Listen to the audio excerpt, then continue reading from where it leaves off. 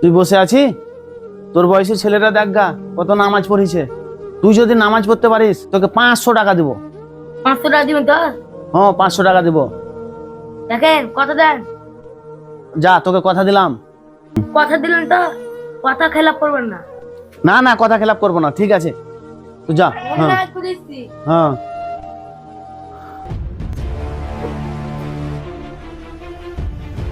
দাদা,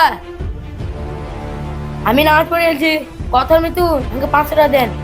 ওরে পাগল, তোকে আমি নামাজ পড়ার লেগে বলেছিলাম। তুই নামাজ পড়েছি মানে তোর একটা সওয়াব হয়েছে, সেটা তোর উপকার হলো না হলো না? তাহলে আমার কথার জন্য তুই নামাজ পড়লি, তাহলে তোর একটা সওয়াব হলো, এটাই যথেষ্ট ভাব।